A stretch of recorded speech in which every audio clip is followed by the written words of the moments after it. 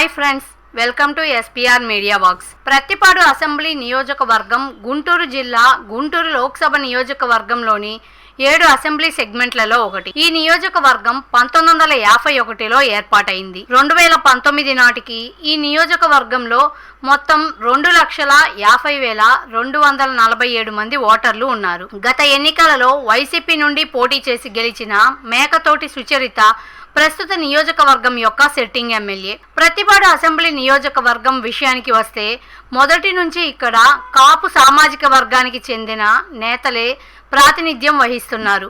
ఈ నియోజకవర్గ ప్రజలు ముఖ్యంగా 3 కుటుంబాల వారికే పదవులు కట్టబెడుతున్నారు. ముద్రగడ, వరుపుల, పర్వత ఇలా ఈ 3 కుటుంబాల మధ్యనే అధికార మార్పిడి జరుగుతూ వస్తుంది. ఇక్కడ పార్టీలకు కాకుండా అభ్యర్థులను చూసే ఓటేస్తారు. అందుకే ఈ నియోజకవర్గంలో సార్వత్రిక పోరు ఆసక్తికరంగా మారింది.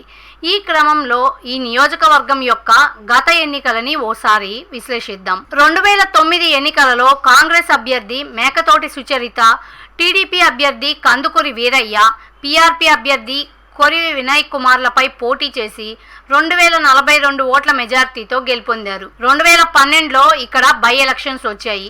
ఆ ఎన్నికలలో వైసీపీ అభ్యర్థి మేకతోటి సుచరిత, టీడీపీ అభ్యర్థి కందుకూరి వీరయ్యపై పోటీ చేసి 16,781 ఓట్ల మెజార్టీతో గెలుపొందారు. 2014 ఎన్నికలలో టీడీపీ అభ్యర్థి రావెల కిషోర్ బాబు, వైసీపీ అభ్యర్థి మేకతోటి సుచరితపై పోటీ చేసి 7,405 ఓట్ల మెజార్టీతో గెలుపొందారు. 2019 ఎన్నికలలో వైసీపీ అభ్యర్థి మేకతోటి సుచరిత, టీడీపీ అభ్యర్థి డొక్కా మాణిక్య వరప్రసాదరావు, జేఎస్పీ అభ్యర్థి రావెల కిషోర్ బాబులపై పోటీ చేసి 7,398 ఓట్ల మెజార్టీతో గెలుపొందారు. 2024 ఎన్నికలలో వైసీపీ అభ్యర్థి బాలసాని కిరణ్ కుమార్, టీడీపీ అభ్యర్థి బి రామాంజనేయులు మరియు కాంగ్రెస్ అభ్యర్థి కొరివి వినయ్ కుమార్ల మధ్య పోరు జరగనుంది.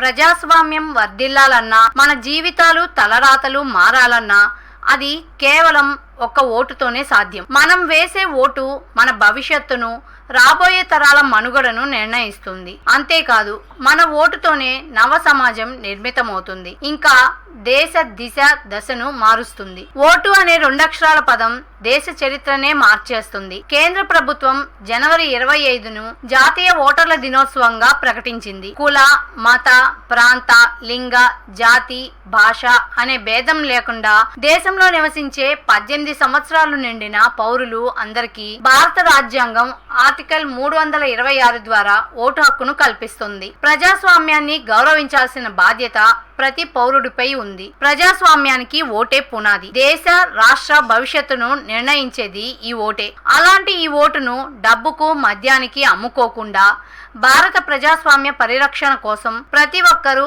తప్పనిసరిగా తమ ఓటు హక్కు వినియోగించుకోవాలి.